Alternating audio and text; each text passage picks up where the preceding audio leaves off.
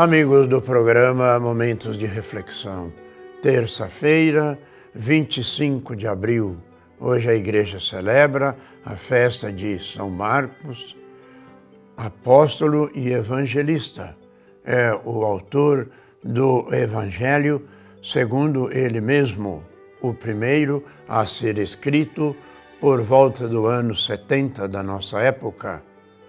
Primo de Barnabé, Marcos foi um dos colaboradores de Paulo na sua obra missionária. Foi também colaborador de São Pedro, que o tinha como dileto filho. Atribui-se a Marcos a fundação da igreja de Alexandria, no Egito, da qual foi ele o primeiro bispo, onde sofreu o martírio.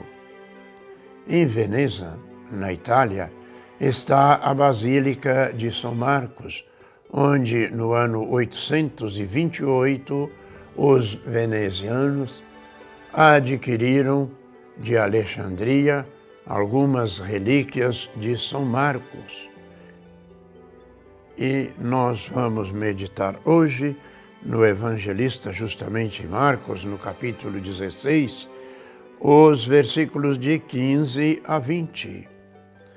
Foi levado ao céu e sentou-se à direita de Deus. Naquele tempo, Jesus manifestou aos 11 discípulos e disse-lhes: Ide pelo mundo inteiro e anunciai o Evangelho a toda criatura. Quem crer e for batizado será salvo. Quem não crê será condenado. Os sinais que acompanharão aqueles que creem serão estes: expulsarão demônios em meu nome, falarão novas línguas e, se pegarem em serpentes ou beberem algum veneno mortal, não lhes fará mal algum. Quando impuserem as mãos sobre os doentes, eles ficarão curados. Depois de falar com os discípulos, o Senhor Jesus foi levado aos céus e sentou-se à direita de Deus. Os discípulos então saíram e pregaram por toda parte. O Senhor os curava e confirmava sua palavra, por meio dos quais os sinais que os acompanhavam.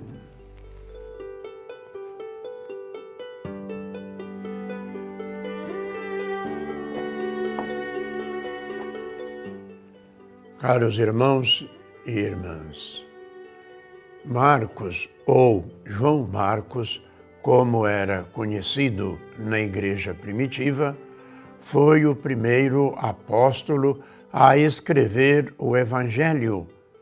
Quis nos mostrar Jesus como o verdadeiro Filho de Deus, para que as primeiras comunidades cristãs firmassem a sua fé no Cristo e a fé se estendesse a todas as pessoas.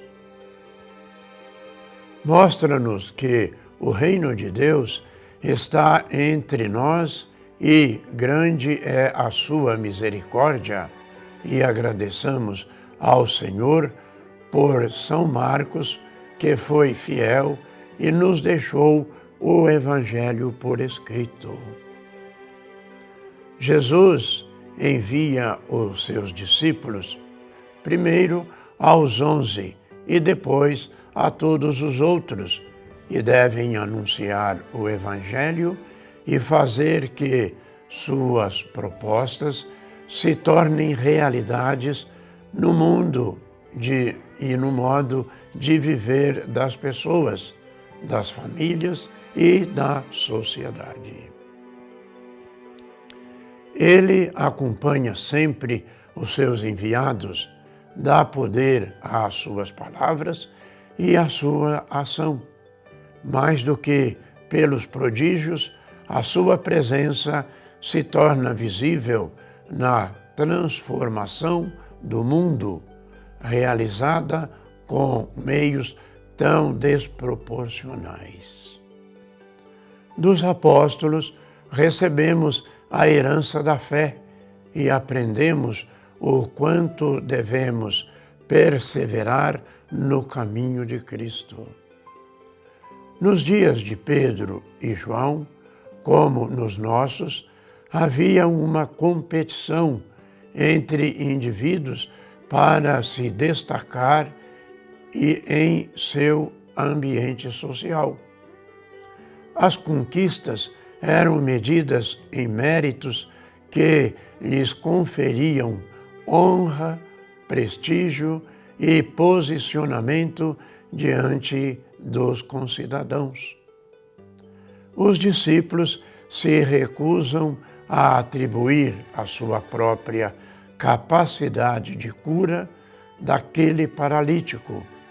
Não aumentam o seu currículo, mas reconhecem-se sujeitos de Deus e dos seus pais, que operou a ressurreição de Jesus Cristo.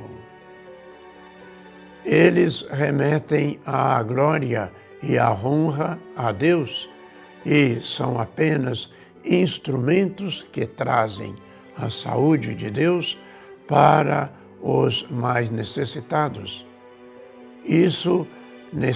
Os mais necessitados deveriam bastar-se de alimentos.